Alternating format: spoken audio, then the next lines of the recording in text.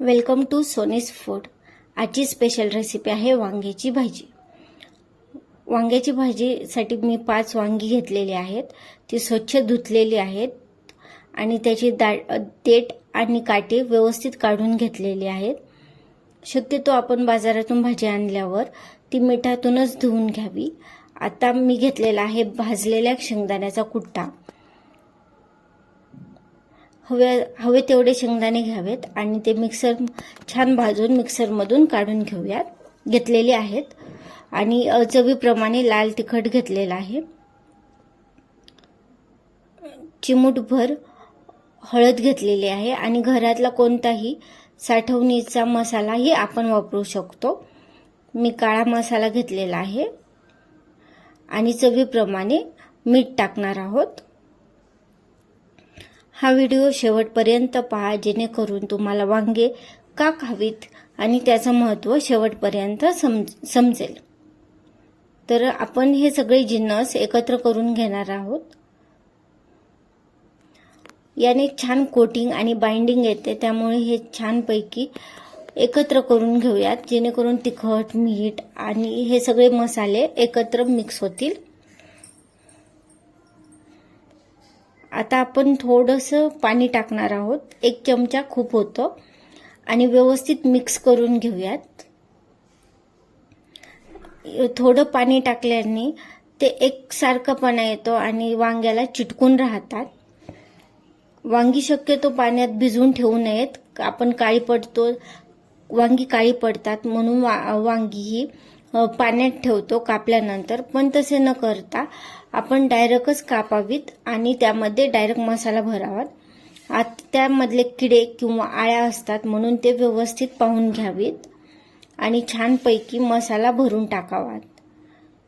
होईल तेवढा जास्त मसाला टाकूयात। जेवढा जास्त होईल तेवढा मसाला टाकूयात। तो मसाला तेलात जात नाही कारण आपण पाणी टाकलेलं आहे। तुम्ही पाहू शकता किती व्यवस्थित आणि ठासून मसाला भरलेला आहे। आता आपण 1 पळी भरून तेल टाकणार आहोत। तुम्ही जर जास्त तेल खात असाल तर जास्त टाकू शकता। तेल तापल्यावर मस्तपैकी जिरे टाकून घेऊयात, ते छान फुललं पाहिजे। हवं असेल तर कढीपत्ताही टाकून घेऊ शकतो। मी 3 ते 4 लसूण पाकळ्या कुटून घेतलेल्या आहेत आणि त्या छान लाल होईपर्यंत आपण त्यांना तळून घेऊयात। छान लाल झाल्यावर 1 मोठा कांदा, बारीक चिरलेला कांदा टाकलेला आहे।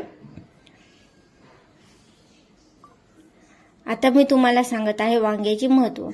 तुम्ही वांग खाल्ल्याने जर तुमच्या तोंडाला चव नसेल तर वांग्याने चव येते, तसेच भूक वाढते। याच्यात थोडासा गरमपणा असल्यामुळे तुमची थोडीफार ॲसिडिटी वाढू शकते। परंतु तुम्हाला जर वात किंवा कफ असेल तर याने कमी होतो। आता छानपैकी तेलामध्ये आपण वांगे ठेवलेले आहेत, झाकून घेतलेले आणि ते छान तळेपर्यंत आपण हलवून घेऊयात। आता छान तळून देऊयात वांग्यांना, म्हणजे एक चव येते। वांगी छान तळत आहेत। मी थोड्या वेळापूर्वी झाकून ठेवलं होतं आणि 2 ते 3 मिनिट झाकून ठेवलं, नंतर ते पुन्हा काढलं। मध्ये मध्ये मी हलवत होते त्यांना, जेणेकरून आपला मसाला करपणार नाही।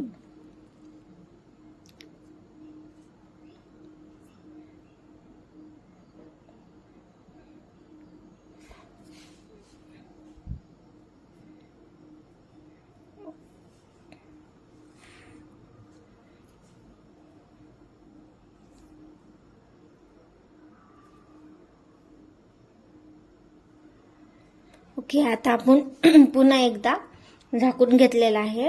आताही 2 ते 3 मिनिटं झाकून घेतलेलं आहे, कारण आपली वांगी व्यवस्थित भाजली पाहिजेत। आणि वांगी शिजलीत की नाही हे पाहण्यासाठी डेटापाशी थोडंसं दाबून पाहायचं, म्हणजे समजतात की वांगी शिजले की नाही। आपला जो मसाला उरलेला होता ना, तो आपण आता टाकलेला आहे आणि छानपैकी ते पूर्ण मसाला आणि वांगी पुन्हा एकदा भाजून घेऊयात, हलवून घेऊयात छान।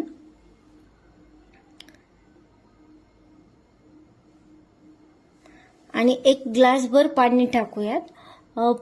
तुम्हाला रस्सा हवा असेल तर तुम्ही पाणी टाकू शकता, रस्सा नको असेल तर तसेच ठेवू शकता.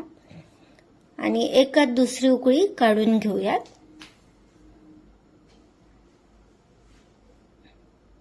वा, आता छानपैकी आपली भाजी झालेली आहे आणि ती खाण्यासाठी तयार आहे. तुम्हाला जर अशा छान छान रेसिपीज पाहायच्या असतील तर सोनीज फूड या चॅनलला सबस्क्राईब, लाईक आणि शेअर करायला विसरू नका. आणि हो, तुम्हाला जर माझे रेसिपीज आवडत नसतील तर डिसलाईक करा आणि मेसेज करू शकता. ओके, आता तुमचे DMs मला रिस्पॉन्स लवकरात लवकर हवा आहे, जेणेकरून मला समजेल की माझे रेसिपीज तुम्हाला आवडतात की नाही. Thank you for your valuable time. तुमच्या महत्त्वाच्या टाईमासाठी तुमचे धन्यवाद.